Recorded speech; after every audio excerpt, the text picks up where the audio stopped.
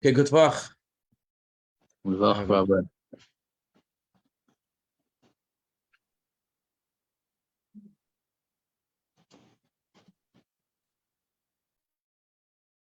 The story I'm going to share with you tonight, incredible story about the Alter Rebbe's daughter, Rebbetzin Devorah Leah. This story actually took place around Rosh Hashanah time, therefore it's appropriate in this time, the weeks before Rosh Hashanah. The story is about how she gave her life in order to save her father. And I'm not really familiar with the with how this works, and when a person is able to give his life or give years of his life to save someone else. I know a similar story of Rabbi Moshe Levin here from Los Angeles. His wife was once very sick, and he came to the Rebbe in the earlier years of the Rebbe's leadership, in the 50s, and he told the Rebbe that his wife was very sick and he wanted a bracha for his wife. And the Rebbe said to him that, why are you coming to me? What do you think I could do? If she's sick, what do you think I could do? So Rabbi Moshe Levin, his family is Belzer Chassidim. So he told the Rebbe, if the Talmud says that the blessing of a simple person shouldn't be light in your eyes, much more so the blessing of the Rebbe, and therefore he doesn't understand why the Rebbe is refusing to give a blessing. Anyone's blessing can work, and why not give a blessing? The Rebbe's humility shouldn't take away the blessing. So Rebbe responded, you come from Belzer Chassidim. By the Belzer Rebbe's, there was a pattern of miraculous blessings that they gave, and therefore we will approach this also in a miraculous way. Rebbe said that the Nazis, shalom, killed millions of Jews, and they did horrible things. What do you think the Rebbe said of exchanging the disease away from your wife, and this disease going instead to one of the Germans who, and so of course he agreed, and so that's as far as we know about what the Rebbe said. His wife had a full recovery, and who that disease went to, we don't know. But in a similar way, there's a very beautiful, fundamental, and deep and rich story about the birth of Tzemach Tzedek and his mother, Rebbetzin Devorah Leah. Let's begin with this. The Rebbe Rashab, in the year Taf Kuf Ayin, Taf Reish Ayin Dalet,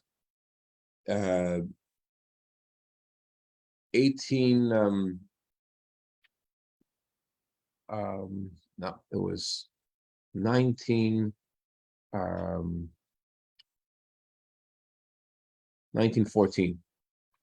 1914, the Rebbe Rashab was the 7th night of Pesach, and the Rebbe Rashab was talking about how Avram Avinu recognized Hashem at the age of 3 years old. And he asked a question. It says Avram recognized Hashem at the age of 3 years old. It doesn't say that Abraham knew Hashem at the age of 3. It says he recognized Hashem. In order to recognize Hashem, he had to first know Hashem in order to recognize him. So what's the meaning of the specific nuance of the words recognize Hashem? And Rebbe Rashab explained that every soul in heaven knows with absolute certainty that Hashem is alone and there's nothing besides him. Every soul knows this. And every soul further knows also that Hashem alone is the one who has the ability to create something out of nothing. So when the soul discovers in this world the truth of Hashem and how this whole world is created from the essence of God, the soul is recognizing the truth that the soul knew before. The soul is learning something that the soul knew before its arrival to this world. And that's why the appropriate language to use about Avram's recognition of Hashem is that Avram recognized Hashem. On a similar note, the Rebbe Rashab said that for the Tzemach Tzedek, when did he recognize Hashem? He recognized Hashem also on the day before Rosh Hashanah, in the year Tov Kuf Nun Gimel. when he was 3 years old. In the previous year, before that Rosh Hashanah, Tafkuf and Gimel, Tafkuf and Bais, there was a very hard year for the Alter Rebbe and for Chassidim in general. There were a lot of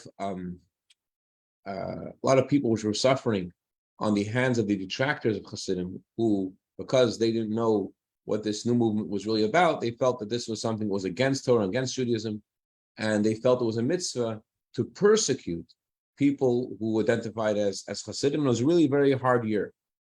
And how hard it was, how difficult it was to Alter Rebbe personally, wasn't really known even to the closest older Chassidim.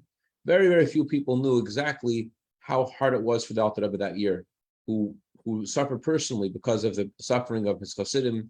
And every year, on the anniversary of the passing of the Baal Shem Tov, the Alter Rebbe would speak about the Baal Shem Tov and his teachings.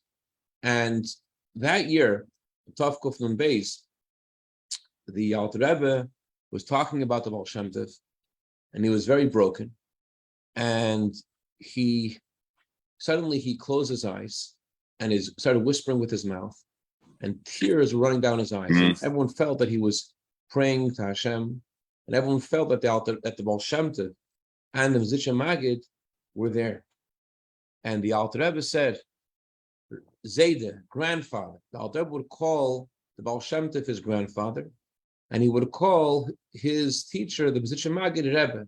He said, Zayde, meaning the Baal Shem Tov, Rebbe, meaning the Mezritcher Magid. Please arouse God's mercy for those who are connected to you, and for those who are Chassidim, and for your teachings, the teachings of Chassidus. And then the Alter Rebbe screamed out, Oi! And he fainted. So the Alter Rebbe, of course, his words, caused a huge tumult among all of his Chassidim, and of course his family. And they called the doctor, his name was Yonah the doctor, and the Alter Rebbe was lying in a total faint, and they're trying to revive the Alter Rebbe. And while this was happening, the Tzedek, who was then 2 years old and 9 months, he loved his grandfather very much, and he says, Zayde, open your holy eyes. And the Alter Rebbe opened his eyes, and the Tzedek, who was 2 years old, he gives his hand to the Alter Rebbe. He says, Zayde, take my hand and get up. So the language, take my hand, the language the Gemara uses many places about someone who is sick, and another tzaddik gives them the hand, and then the person is able to, and in the Talmud, many places, give me your hand, and then the person who was sick recovers. But here was the opposite. The Alter Rebbe, who was lying not on the ground, he said, give me your hand, the language of the Gemara, Hav Yodcha, and the Alter Rebbe stood up, and the Alter Rebbe said, Zeh Yinachamenu, this one, meaning the Tzemach Tzedek, this is the words he said were words the Torah says about Noach. The Torah says that Noach will bring comfort to the world. So Alter Rebbe said about the Tzemach Tzedek, about his grandson who's 2 years old, says this one will comfort us and comfort the Jewish people. And the Alter Rebbe said that in that year, a few months later in Elul, to take the bed of the Tzemach Tzedek and to put it into his room. And the Alter Rebbe said the purpose of this is that he should not forget what he learned. What he meant was that the Tzemach Tzedek should not forget what he learned. Every soul before coming to this world learns the whole Torah in heaven. So Alter Rebbe said that the Tzemach Tzedek should not forget what he learned in heaven. Therefore, they should put his bed in the Alter Rebbe's room. And then the Alter Rebbe said that he will learn Torah, the Shema, for its own sake, with a great effort. And in addition, by him being in the Alter Rebbe's room and thereby remembering what he learned already before a soul arrived in this world, besides that, he'll also work hard to achieve and be successful in the study of Torah. And then, right before Rosh Hashanah that year, as we'll see soon, a lot of events that happened around that Rosh Hashanah, the Alter Rebbe gave a blessing to his grandson. His birthday, Tzemach Tzedek's birthday, is a day before Rosh Hashanah. And the Alter Rebbe quoted a verse. The verse is, Nishmas Adam Tal Danu. The soul of man should teach man. In other words, we should learn Torah from our own soul. That's obviously a very high level where your own soul was teaching the Torah. So Alter Rebbe said it should not be difficult for him, for the Tzemach Tzedek, to reach the level of Nishmas Antal Adeno, that his own soul should teach him Torah. There was a great decree in heaven against the Alter Rebbe and against Chassidus because of Dalturia, because of dissonance and discord between, besides the fact that just like in the first Bais Hamikdash and the second Bais Hamikdash, because of the incredible revelation of godliness there was in the world, there was a ayin hara, there was a negative eye. In a similar way, because of the tremendous success of Chassidus and the impact that was happening, it caused a negative eye, and which aroused an accusation in heaven that the world isn't ready for this, and the world doesn't deserve this. It's too much. But besides that, another big issue was there was a discord between the Alter Rebbe and the other tzaddikim at the time. Other tzaddikim at the time who were living in Israel, who were colleagues of the Alter Rebbe, because of various lashon hara that was passed between the Alter Rebbe and these tzaddikim among their followers, which wasn't correct. So it caused discord between the Alter Rebbe and the other tzaddikim, and that also aroused a great decree in heaven as well.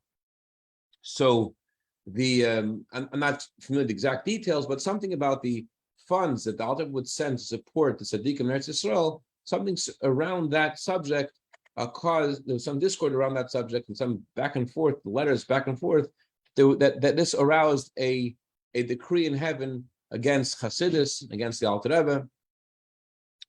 And the Alter Rebbe sent messengers to the gravesite of the Baal Shem Tov, the gravesite of the Dutch Maggid, to ask them to pray for him. In addition to sending messengers to their gravesites, the Alter Rebbe also sent messengers to other tzaddikim as well, asking them to pray for him. For example, the Alter Rebbe sent a message to Reb Nachum of Chernobyl.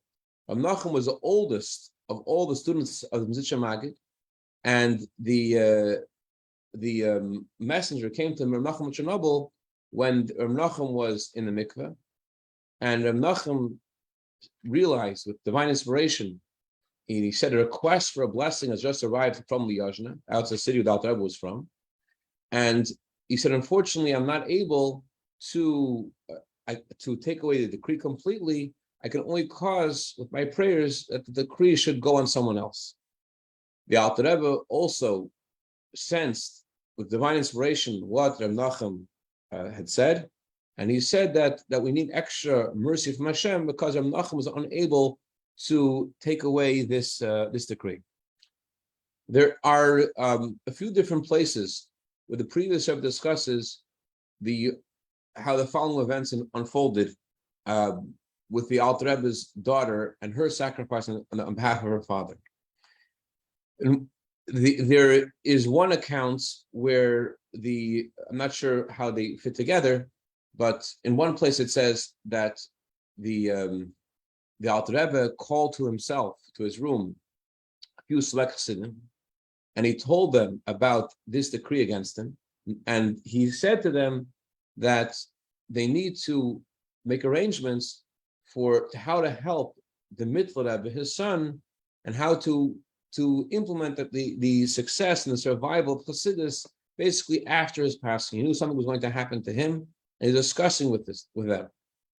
His daughter, Devorah Leah, heard this, and of course she was totally hurt by this, and she went into the shul where they had a smaller shul in the Alter Rebbe's home, Alter Rebbe's synagogue, and she opened the ark, and there were members of the family there, and she said, "Be witnesses that I, Devorah Leah, Devorah Leah, daughter of Shterna, I'm accepting with a clear consent, with clear knowledge that I should be given, my life should be taken instead of my father's life, and he should and he should continue to live and that's a one account.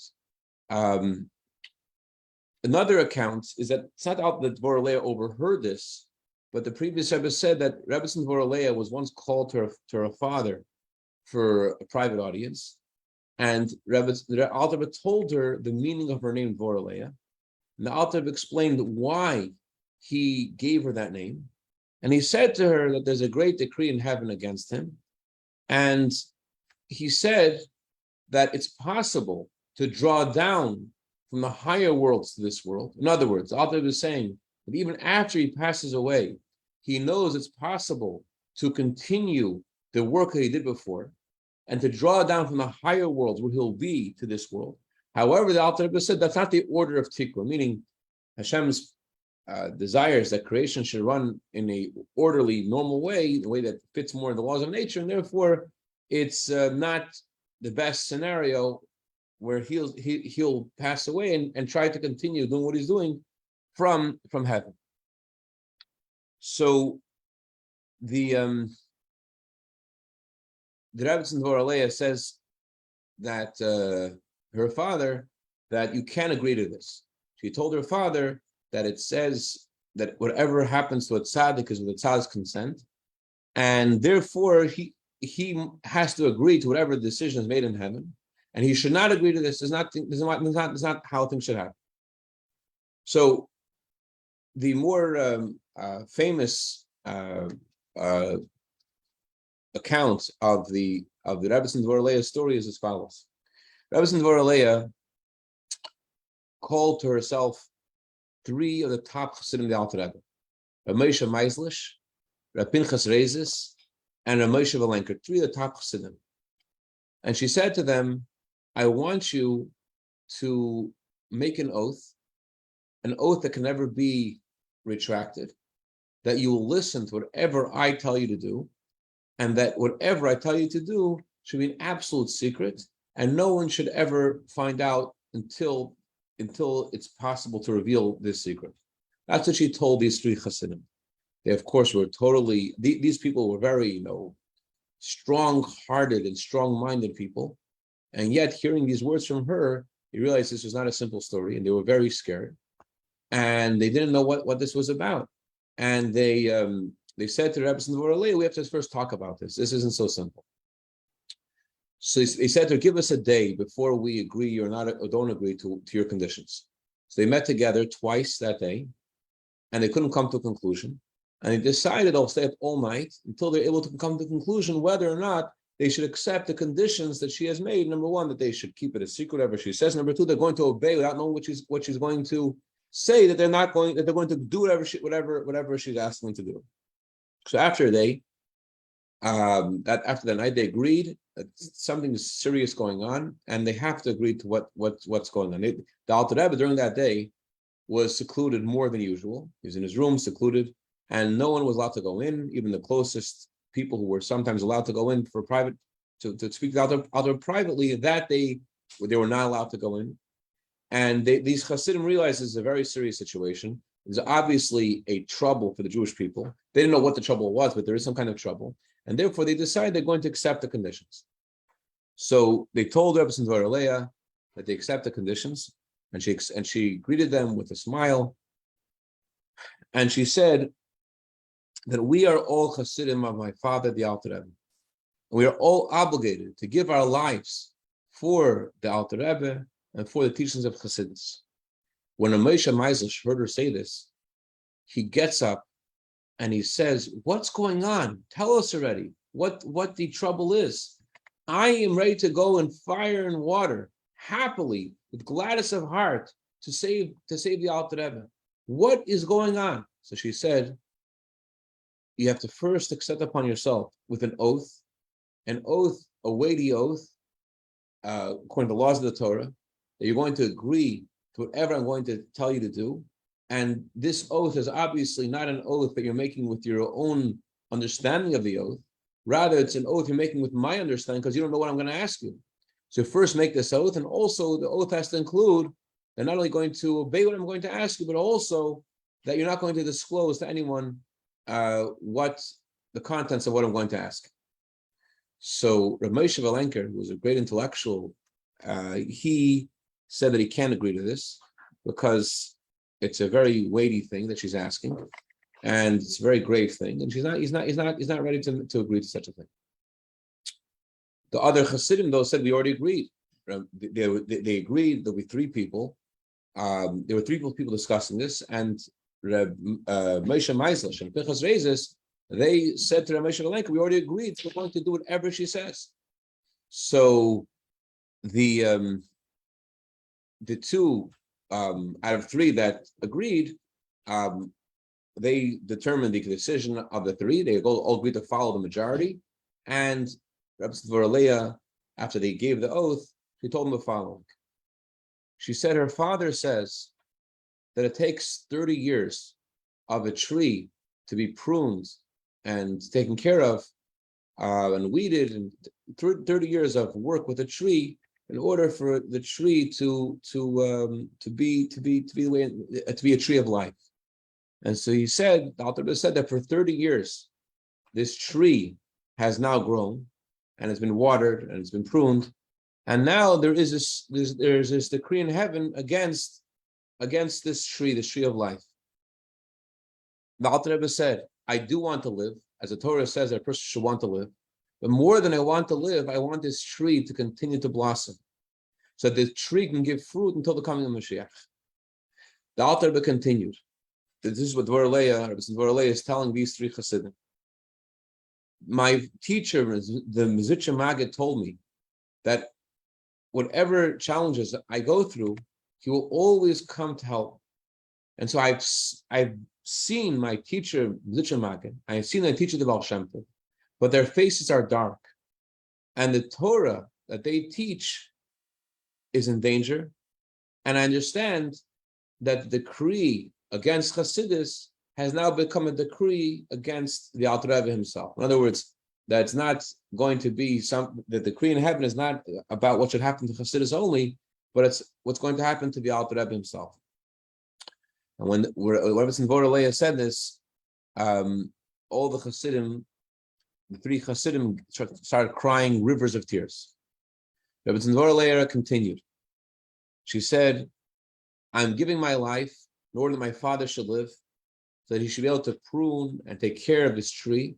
And because she said that she is giving her life for this purpose, she also has a merit in this tree. So the first night of Rosh Hashanah, the Alter Rebbe and all the Rebbein have a custom to speak very little. The Alter Rebbe had a custom to speak at all the first night of Rosh Hashanah. And he changed from his usual custom, and he called for his daughter, Devorah Leah. And when Devorah Leah came, the Alter Rebbe started to say, Lashana, but before the customary blessing we wish each other after the evening service, the night of Rosh Hashanah, where we wish each other to have a good and sweet year, to be written and sealed for a good year. So the Rabbi Devorah Leah said to her father, you should be written and sealed for a good year. Father, please don't continue. Don't say anything. So Alter Rebbe did not continue. And the Alter Rebbe, that Rosh Hashanah, said a discourse, the first day of Rosh Hashanah. The second day of Rosh Hashanah, said a discourse that went on and on until the end of Rosh Hashanah. And after Havdalah, Alter Rebbe called to him his daughter and her husband, Reb Shalom Shachna, and not much is known about what they discussed, but Reb Shalom Shachna was heard to explain, but what will happen with our child? Rebbetzin Devorah Leah made a last request from her father, and the request was that he should take care of the education of the Tzemach Tzedek. And the Alter Rebbe agreed, and the Alter Rebbe promised that this child will bring comfort to Jewish people. And the Rebbetzin Devorah Leah passed away the next day on Sem Gedalia, and she was buried that day. She passed away with a clear mind to the very end of her life. And the Alter Rebbe said Kaddish, and his son, his young 3-year-old son, just turned 3 right before Shoshana, he said Kaddish as well. And the Alter Rebbe brought Tzemach Tzedek to the gravesite of the Alter Rebbe's daughter, the Tzemach Tzedek's mother, right before Yom Kippur, and he said to her, Devorah Leah, Bashter Sarah, I brought your son to you, and I want you to bless him, that he should comfort the Jewish people and to grow in both the revealed parts of Torah and the inner dimension of Torah.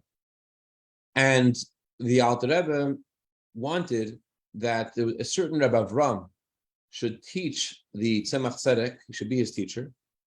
And this Rabbi Avram used to always visit the city of Liozna to spend the whole holiday season in Liozna. But the Alter Rebbe said that he wants him to teach his grandson. And in order for him to come teach his grandson, he has to have permission from his wife. So he should go home earlier and come back and tell him whether or not he agrees to take upon himself this responsibility of teaching the Tzemach Tzedek, the grandson of the Alter Rebbe. So after Yom Kippur that year, it was the Alter Rebbe said to Rabbi Avram, he wants to do the Arayin Firnish. Arayin Firnish is when a child is brought into school for the first time. He's wrapped in a tallis, and he is taught the first words of the Torah, and the child is given the aleph base, and they pour honey on the letters of the aleph base. And the child licks the letters, and to give the child an association between the sweetness of the Torah and physical sweetness. So the Alter Rebbe said that the time that his grandson will be brought into Cheder, the day that he's going to be brought to be brought into school for the first time, will be the day after Yom Kippur. That day was a Thursday, and the Alter Rebbe read the Torah. The Alter Rebbe was Parshas Hazino, and the Alter Rebbe usually was very careful that the Aliyah, the Torah, who is called to Torah, should be someone who is fitting to be called to Torah. Meaning, the first Aliyah of the Torah is supposed to be given to a Kohen, the second is supposed to be given to a Levi, and the third to a Yisrael. However, at this particular Torah reading, the Alter Rebbe took the first Aliyah, and then the second Aliyah was given to the Alter Rebbe's son-in-law, Shalom Shachman, and the third Aliyah was given to call. The Alter said to call up the Tzemach Tzedek, ben Devorah Leah, and ben Shalom Shachna, together with his teacher, Rabbi Avram. Together they should go up for an Aliyah. When the Alter Rebbe read the Torah, the Alter Rebbe was the third Aliyah, the Zechari Meiselam, talks about discovering the Torah or discovering Hashem in a place of the desert, in a place of hardship. And the Alter Rebbe read this section of the Torah. The Alter Rebbe read it very slowly and carefully and emotionally, and the Alter Rebbe actually emitted 2 tears that fell on the Sefer Torah during this reading. After reading the Torah, the Tzemach Tzedek, Alter Rebbe said to take the Tzemach Tzedek and to wrap him up in a tallis and to bring him to the grave of his mother, Devorah Leah. And there, the Alter Rebbe said to the Rebbetzin Devorah Leah Bashterna, I brought Mazel Tov Devorah Leah Bashterna, Mazel Tov to you. Today is the day your son is being brought into Cheder, to learn Torah, and to bless him. He should grow to Torah and to marriage and to good deeds. Then the Alter Rebbe said that they should take the Tzemach Tzedek and they should teach him the first letters of the Torah, and to look the letters, look the aleph and beis, pour honey on the letters, and to teach Tzemach Tzedek the first section of Parshas Vayikra. It's customary for children to learn the first section of Parshas Vayikra when, as a first thing, is studying the Torah. As the Talmud says, that pure ones should study pure things, since the first section of Vayikra talks about the sacrifices. So pure children study pure things, and that's the first thing that children learn. So the Tzemach Tzedek learned this, and then the Tzemach Tzedek asked his grandfather, why does Vayikra have a small aleph? And the Alter Rebbe said the famous explanation that Adam had such a lofty soul because he knew his virtue, he knew how great his soul was, that led to a mistake. However, Moshe Rabbeinu, although he had also a very great soul, where he has there's a small aleph, which indicates the humility of Moshe Rabbeinu. And that's the basic story of the Tzemach, Tzedek, and Rebbetzin Devorah Leah, and it's just a very beautiful story that highlights sacrifice for Torah, sacrifice for Chassidus, and Baruch Hashem, all the negative things that have to happen already in the world we're done with those things, and now we're ready for the coming of Mashiach, the true and complete Geula, and no more need for any sacrifices. But we, as Rebbe used the expression once, sacrifice with comfort. It means even when we're living in a time of comfort, that doesn't mean that we can't be devoted to what we're doing. Devoted to what we're doing, and yet have all God's blessings in a very comfortable way. In the last moments of the exile, before Mashiach comes, Hashem should bless each of us and all of us with tremendous comfort, and yet to have this anilo doidi, this feeling of I'm my beloved and devotion to the Chassidus and the Rebbe, and we should see the emes comfort, the coming Mashiach, taking their mamish. A good Tavach and a good Chaydish. Questions, comments? All right, a good Tavach.